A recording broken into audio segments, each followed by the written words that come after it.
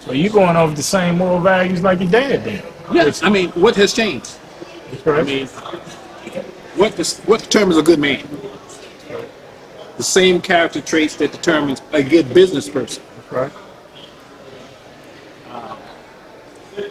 There's one exception. Emotion and business Don't mix. friendship and business don't mix. Sir, I agree. Business is business, and once you get out of school, if you have not learned how to manage your finances, your best bet is not to open a shop.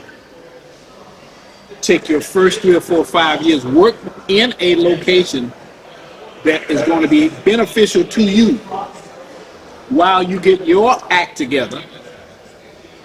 And if you've fallen short, been in prison, had some babies, all this, get your house in order, because it's important to you and your family that you get this straight in the first 3 or 5 years, because otherwise you won't make it in this business, because most people don't last 5 years.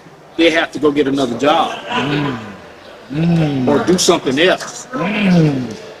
He's speaking now. And so it is important that you get your act together. Good gems. We're gonna drop some gems on that. That's Mr. right. Robson, drop right. some gems. That's right. Before we leave, great interview, sir. We would like for you to let us know, how do you feel about the barber industry right now? Barber industry has been on fire the last 6 or 7 years for a number of reasons. We have new services that are coming in. We have a new attitude in the industry. In other words, the barber business is moving out of the hood and moving into retail areas. You cannot take hood behavior into the mall or strip mall. You have to change your conduct, your business practices. The shop needs to be clean. You have to come to work on time. Then you can charge prices that are commensurate with professionalism that you bring to the table. I agree. You must advance yourself.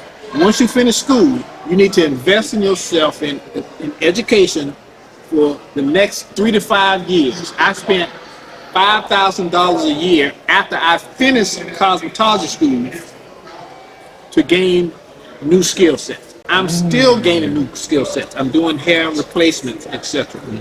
Took a class in Florida, about to take another class down here in a couple of weeks. Okay. Facials, premium services. Men will pay the price for specialty services. If you are professional, timely, you respect their time.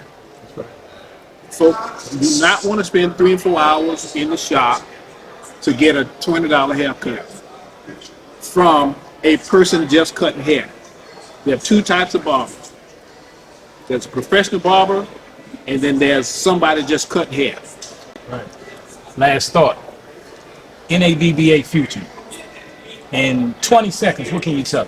I can tell you that the next president will be John Christopher out of the state of Pennsylvania.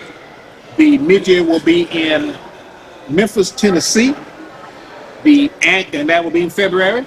The annual will be in Pennsylvania, most likely, either Harrisburg or Hershey, Pennsylvania. NABBA continues to try to rebound from the COVID situation that all businesses are rebounding from. We're trying to grow in terms of the number of states of the membership, and we're trying to have relevant educational events so that our constituents can grow when they come to our conference, just like they did at this conference. Excellent. Well, you heard it from himself, Mr. Paul Robinson. It was a great interview. Wish you all could be here. We actually got courses, training tomorrow. It's a 3-day event. The best thing in the world. Mr. Robinson, would you like to say anything up to the people? Y'all from Carolina? I'm from South Carolina. I'm the chairman of the Barber Board in South Carolina. And for some reason, South Carolina and North Carolina have some issues between us in terms of licensure, etc.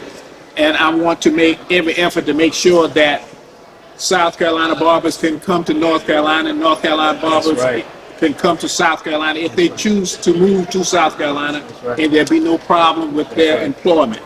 And so that is one of the goals that I have set for myself as chairman of the South Carolina Board of Barber Examiners. I want you to look in the mirror,